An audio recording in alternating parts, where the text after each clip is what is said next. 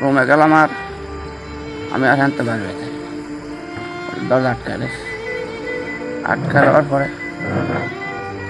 প্রত্যেকে কি জানি টিবান্ধা করলো প্রত্যেক পরে কেরাসিনটা মোট ভরে ডাইলা দেওয়ার পরে ওই করতে জানি কারি ডাইনে আগুন ধরাই দিল।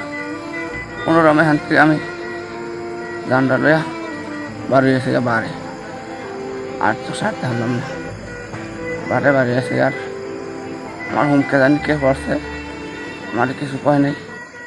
আমি পরে লোড দিয়ে ওখানে নামছি।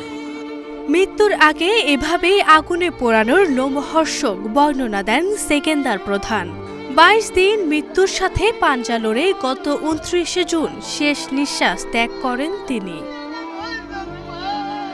আহতের পরিবার জানায় পাচানি গ্রামের ময়না বেগম তার ভাই মান্নাকে বিদেশে পাঠানোর কথা বলে সেকেন্দারের কাছ থেকে ৩ মাসের সময় চেয়ে ১,৪০,০০০ টাকা ধার নেয়, কিন্তু ৬ মাস পেরিয়ে গেলেও টাকা পরিশোধ করেনি ময়না। গত ৭ জুন রাতে ৯:৩০টার দিকে টাকা দেওয়ার কথা বলে মোবাইল ফোনে সেকেন্দারকে বাসায় ডাকে ময়না। সেখানে যাওয়ার পর সেকেন্দারের শরীরে কেরোসিন ঢেলে আগুন ধরিয়ে দেয় অভিযুক্ত ময়না বেগম, তার ছেলে মুস্তাকিম ও ভাই মান্না।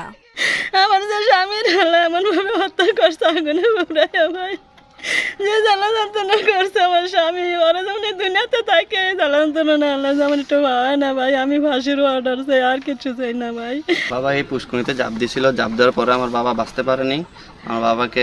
আমার বাবা আমার আইসা ডাক দিয়ে বলছে, বাবা আমারে বাঁচা, আমার ওরা মেরে লাইতে চাইছে, আমার তাড়াতাড়ি বাঁচা, আমার ডাক্তারের কাছে নিয়ে তাড়াতাড়ি। ৩ জন আসামি ছিল, ৩ জনের ভিতরে আরও কয়েকজন আছে বলে আমার ভাইয়ে চিনে নাই, আমরা ওগুলি চিহ্নিত করতে পারি নাই। আমরা ৩ জনই চিহ্নিত করছি, ৩ জনের ভিতরে ময়নারে ধরছি আর 2 জন পলান্ত, ওগুলি দরদারি নেই ভাই।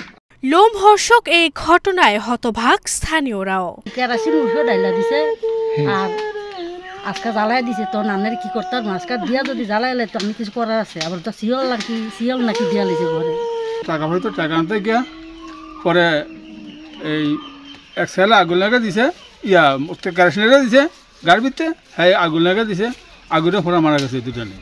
হাসপাতাল লয়ে আছে, এরপরে দেখছি ছিল না, বোঝেন নাই পুরা শোল ছিল আছে, ওর দাড়িটি বন্ধু আসল না। এ ঘটনায় মামলা দায়েরের পর পুলিশ ময়না বেগমকে গ্রেফতার করলেও পলাতক রয়েছে মুস্তাকিম ও মান্না। আরভি ইসলাম হিমু, এশিয়ান টেলিভিশন।